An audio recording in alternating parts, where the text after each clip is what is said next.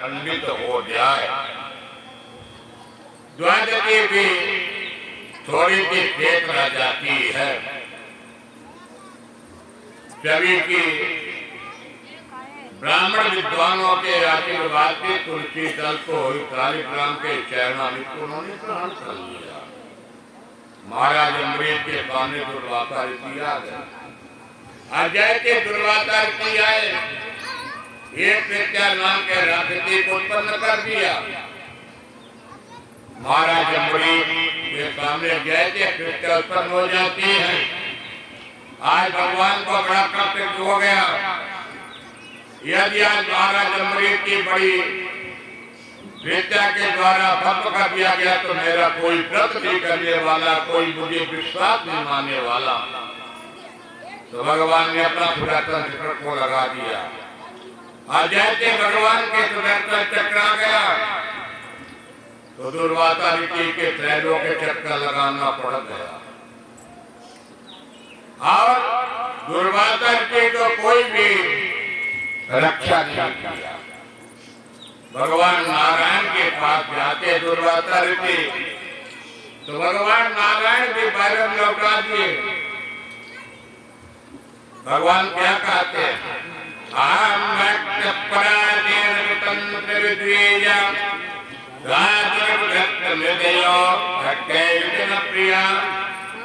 भगवान ने कहा कि मैं भी स्वतंत्र नहीं हूँ, मैं तो भक्त के अधीन हूँ। अब भक्त जैसे चाहेगा वैसे भगवान को बैठना पड़ेगा। कहते कुछ उपाय बता दीजिए गुरु जी, अब तो बड़ी हालत खराब है, साल भर चक्कर लगा रहा। तो कहते कि चले जाओ लौट करके अम्बरीश महाराज जी के पास। और अम्बरीश महाराज जी के पास आके जैसे झुकने लगते हैं, अम्बरीश महाराज जी भी कहते अरे उल्टी गंगा मत आओ महाराज, आप कहाँ ऋषि, मैं क्षत्रिय। और फिर बढ़िया भोजन प्रसादी दिए, आशीर्वाद दिए। तो भगवान भक्त की रक्षा करते और सबके दुर्वासा ऋषि का भी क्रोध समाप्त हो जाता। और इसी कुल में महाराज दशरथ जी भी थे। महाराज दशरथ जी लगभग ये मान के चलिए 14-15 पीढ़ी में आते। महाराज दशरथ के बच्चा निकल गए। महाराज जी के कोई बालक बालिकाएं नहीं थे। कुल वशिष्ठ महाराज जी के सानिध्य में जाते हैं। कुल वशिष्ठ ने एक यज्ञ करवाया, पुत्र कामने की यज्ञ। देवताओं ने मौका पा करके कहा कि आज महाराज दशरथ जी के पुत्र के रूप में अवतरण होना चाहिए। तो दो बात हो जाएगी, एक महाराज दशरथ की इच्छा की पूर्ति, दूसरा राक्षस राज रावण का मृत्यु का कारण। पुत्र कामने की यज्ञ हुआ विद्वानों के द्वारा।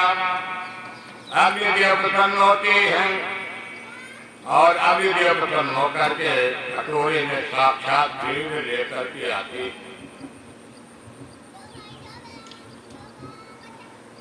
महाराज दशरथ जी ने प्रथम भाग कौशल्या महाराज जी को दिया और द्वितीय भाग में बनाते हैं। एक कैकेयी को समय आया, नियम बता दिया गया महाराज दशरथ जी के द्वारा। अब ये कथा आ जाती चैत्र के महीने में। चैत्र का महीना बड़ा पवित्र महीना आया।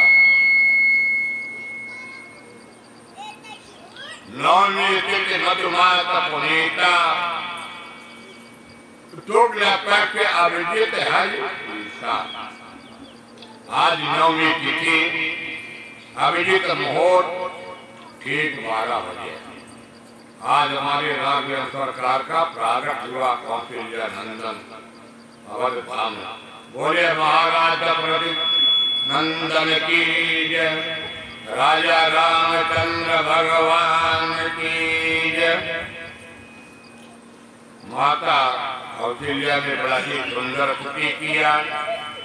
तदंग चक्रम तकरीट कुंडलम कपीत वक्त्रम तरतीर्हेक्यलम कार्वज्ञ कौतवक्त्रे नमामि वृतमं तीर्था चतुर्भुजम।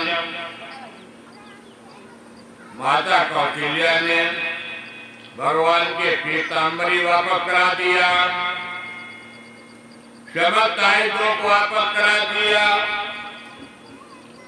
और माता जी ने कहती आप छोटे से बालक बन जाइए। माता ने अपने छोटे से बालक बन करके माता कौशल्या के गोद में आ जाते।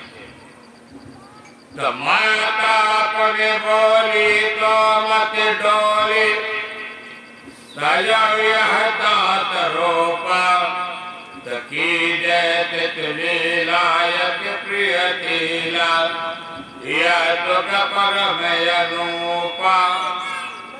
तो माता क्या कहती है कि कन्हई राघव अब रो। तो राघव ने कहा चलो भाई रोता भी हूं। तो राघव ने रोए हैं, इतना तेज रोए हैं कि सारी अयोध्यापुरी में पता चल गया।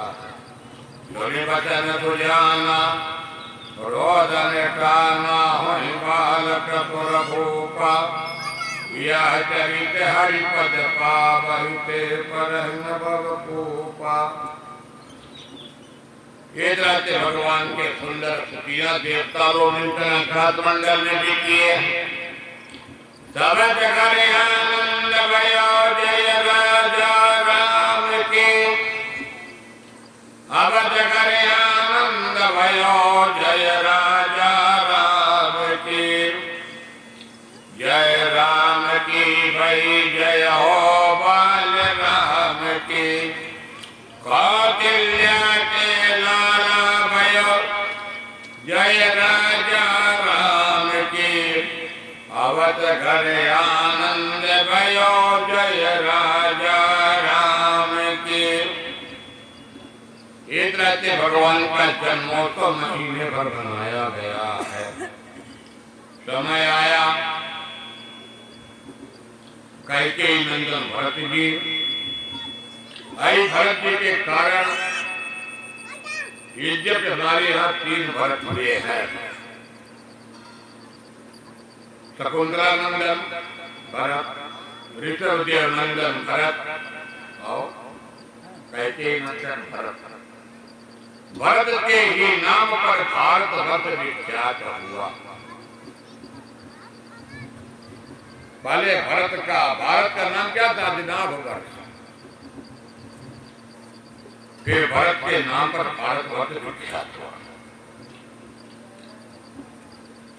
विवेकानंद लक्ष्मण कुमार शत्रु कुमार, इस तरह के दोनों भैया को एक एक भाई के हिस्से में डाल दिया गया। भरत जी के शत्रुघ्न राम की सेवा में लखनलाल जी। इस तरह से आज अवध घर बड़ा ही सुखमय बीता। लक्ष्य बड़ा दान तुर दान प्रिय सकल जगत आधार, गुरबती के राज्यों लक्ष्मण नाम उदार। इस तरह से भगवान का बड़ा ही सुंदर नाम हुआ। समय बीता। समय बीतने के बाद कुछ दिन के बाद जब बालक पढ़ने लायक हुआ तो विश्वामित्र आए। विश्वामित्र ने महाराज दशरथ से 2 ही माफ किया कि आप अपने दोनों पुत्र को दे दीजिए और दोनों पुत्र को दे दीजिए, ले जाकर के मैं पठन पाठन कराऊंगा। महाराज दशरथ को पहले मोह पैदा हुआ, पर गुरु वशिष्ठ महाराज जी ने उपदेश दिया। अब विश्वामित्र लेकर के चल दिए हैं।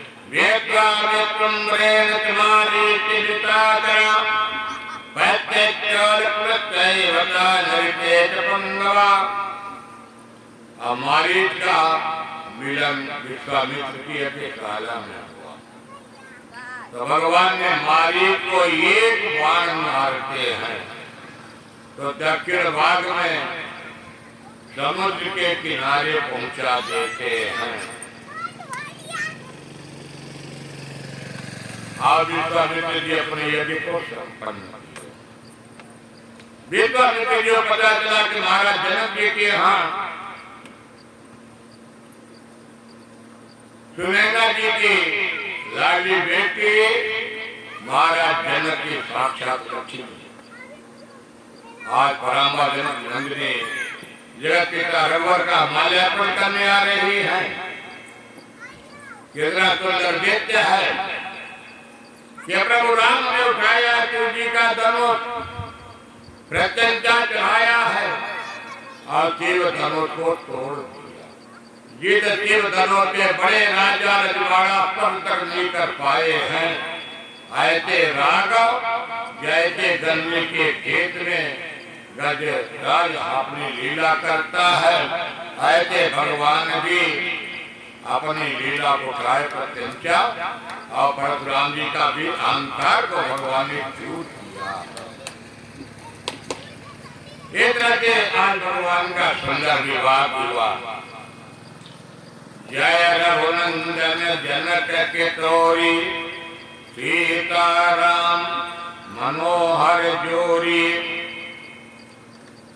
महाराज दशरथ जी बारात लेके गए हैं, भरत लाल जी भी आए हैं, शत्रुघ्न लाल जी भी आए हैं। तो जानकी का विवाह पड़ा पर राम जी से हुआ, उर्मिला का विवाह लखन लाल जी से हुआ और मांडवी का विवाह भरत लाल जी से हुआ। श्रुत कीर्ति का विवाह शत्रुघ्न लाल जी से हुआ। विवाह संपन्न करके आप बारात कुछ समय बीता। महाराज दशरथ जी के मन में इच्छा हुई कि अब राय तिलक जी कर दिया जाए, पर बीच का विधान कुछ होना था। राज तिलक की जगह प्रभु राम का 14 वर्ष का वनवास और भरतलाल जी को राज्याभिषेक और अंत में भी पुत्र के वियोग में महाराज जी दशरथ अपने शरीर को भी त्याग देते हैं। बोले राजा रामचंद्र भगवान की जय। एक राते राम की कथा संपन्न हो जाती है। आइए हम लोग भगवान सिद्धता मुकदमे कथा में प्रवेश करते हैं। भगवान सुखदेव जी राजा परीक्षित को उपदेश देते हैं कि सुखदेव जी कहते राजन परीक्षित, आज 4 दिन हो गया आपने न तो अन्न लिया न जल लिया, कुछ चौथे दिन भी आप कुछ ले लीजिए।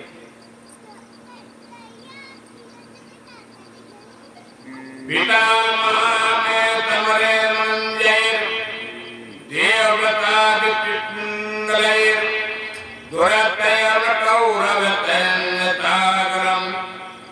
वेत्रातरं गत्पदं नितप्लवाः। भगवान ने कहा कि जैसे आपके जो पिता हैं बाबा हैं पांडव,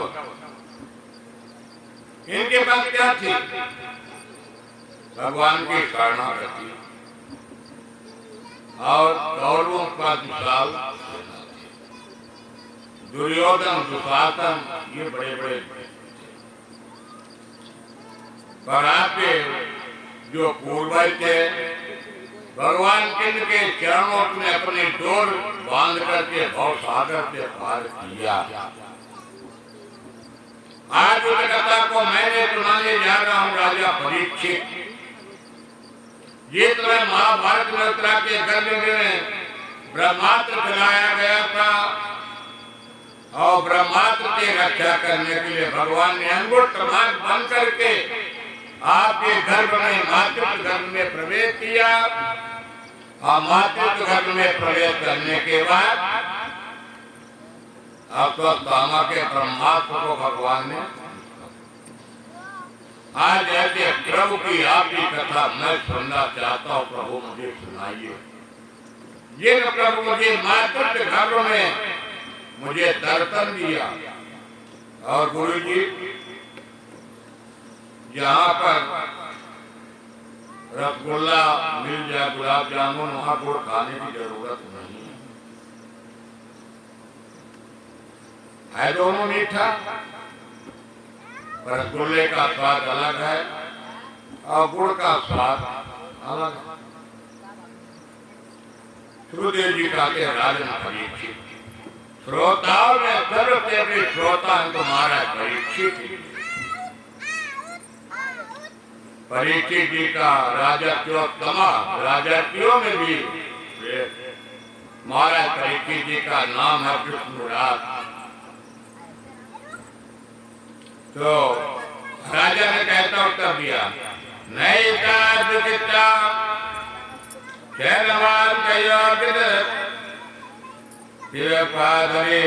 शिवंतम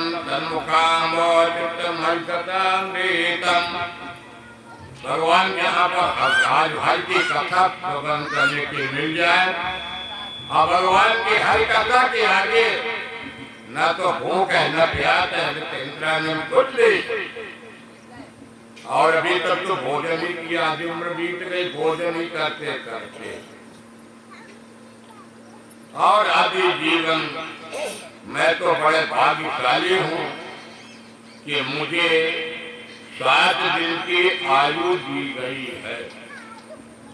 यह तो चाहिए कि मुझे तो तत्काल भस्म कर देना चाहिए, पर आप कहते संतों का दर्शन और मुझे भगवान की कथा श्रवण करने के लिए मिला। जब जब हो ही धर्म की हानि अभिमानी तब तब धर्य प्रभु विविध करीरा हर कृपा निधि तज्जन पीरा। आइए थोड़ा सा मूर्खता पे चलते हैं। वो तो मथुरा के बड़े राजा थे, उग्रसेन महाराज जी ऐसा वर्णन आता है। और ये कंस भी, ये जब कंस उग्रसेन का लड़का नहीं है, ये तुम्हें राक्षस की निगाह पड़ने के कारण कंस को जन्म लेते ही गंगा यमुना जल में प्रवाहित कर दिया गया था। एक सूरसेन महाराज जी थे और सूरसेन महाराज जी उग्रसेन जी के बड़े मित्र थे। उन्होंने रक्षा किया था। आज जब पता चला है, बड़ा हो गया उग्रसेन कि मेरे पिताजी उग्रसेन है, तो पेंटर जेल में हथकड़ी बेड़ी डाल करके पेंटर जेल में डाल दिया। उसके पास चचेरी बहन होती है, बसुदेव जी के साथ विवाह किया जाता है। बसुदेव भगवान पुरतपरा जनैते क्रिया। आज जब बसुदेव जी का विवाह हुआ, बसुदेव जी वह कंस अपने बहन को पहुंचाने के लिए चला। होते समय आकाशवाणी होती है, अरे कंस, जीव जी के गर्भ के जो 8वां पुत्र होगा तुम्हारे मृत्यु का कारण होगा। कंस में से मिला गया और देवकी को जैसे मारने के लिए तलवार खींचा, केस पकड़ लिया। बलदेव महाराज के नेत्र का तो दान दे करके आज देवकी के प्राणों की रक्षा किया। या तो बलदेव महाराज जी कहते हैं कि जीवन में 2 ही जीवन सत्य है, मृत्यु और जिसका जन्म हुआ उसकी मृत्यु अवश्य होती है। उन्होंने बताया है, नेत्र जपतां वीरकेन तजायते अध्यात्मकान्ते मृत्यु प्राणेन ध्रुवा। कहते राजन, जीवन में 2 ही जन्म और मृत्यु, जिसका जन्म का मृत्यु सत्य है। जैसे जल का जलूका आगे के पेड़ को पकड़ता पीछे के पेड़ को छोड़ देता है, इसी तरह से शरीर की भी गतियां होती है। और समय आया कीर्तिमंत महाराज जी का जन्म हुआ। बलदेव महाराज जी लेकर के जाते हैं, पर वसुदेव जी के द्वारा लौटा दिया जाता है। नारद जी आते हैं और नारद जी आकर को समझा देते कंद को वसुदेव देवकी के द्वारा भी में डाल दिया जाता। 6 बालकों की कंद के द्वारा हत्या कर दिया जाता है। और इस बार 7वीं बार एक कन्या आई। सभी लोग आते, देवता लोग बढ़िया गर्व की स्तुति करते और उस गर्व की स्तुति करके आज देवती मैया को सभी आश्वस्त करके अपने अपने लोग चले जाते हैं। सारा ब्रजमंडल योग माया के अधीन हो जाता है। सभी देवता लोग आए हैं, स्तुति किया। स्वागतम वेदना स्वागतम प्रेतना स्वागतम स्वागतम तैनागतम प्रेतना सत्यव्रतम सत्यपरम कृतयत्यम सत्यत्यान्वियतं सत्यं सत्यतदमृत सत्यनेत्रं सत्यात्मं त्वामकरणा प्रपन्ना। सभी लोग भगवान की सर्वस्तुति करके चले गए हैं। अब आइए भादों का महीना आया। सबसे पहले रोड़ी के मातृत्व गर्भ के माध्यम बना करके प्रभु दाऊ भैया का हर खर्ची के दिन प्रागट हुआ। दोपहर में बोले दाऊ भैया की जय। आइए भादों का महीना आया,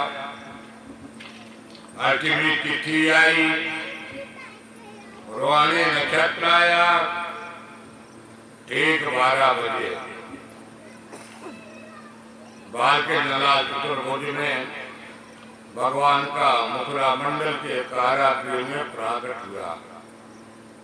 बलदेव नंदन भगवान की जय। सुखदेव जी बड़ा ही सुंदर वर्णन करते हैं। समदभोतम बाल्येकं चतुर्भुजं पंचदायुधं त्रिरत्नकुंडलकौस्तुभं पीतांबरम पादप्रयोदकौभगम। ऐसे पिता और माता देवकी ने सुंदर भगवान की स्तुति किया। इस बार भगवान रोए नहीं, भगवान न्याय भी लेकर के आए जरूर हैं, पर भगवान चुपचाप अपना काम किए हैं। पिता बलदेव जी को भगवान ने कहा कि मुझे तत्काल आप गोकुल पहुंचा दीजिए, नंद भवन में पहुंचा दीजिए, जहाँ पर एक कन्या का जन्म हुआ है। कन्या को लेकर के आप आ जाइए मथुरा मंडल और मुझे नंद रानी के महल में पहुंचा दीजिए। एक रात बलदेव महाराज जी जैसे लेकर के चलते हैं, आज जीव परमात्मा का संबंध स्थापित होता है। हथकड़ी बेड़ी सब खुल जाती है, यमुना महाराज भाग पर जाती है। जैसे भगवान के चरण रज का दर्शन यमुना महारानी पाती है, वह घुटने पर हो जाती है। बलदेव महाराज की जीव की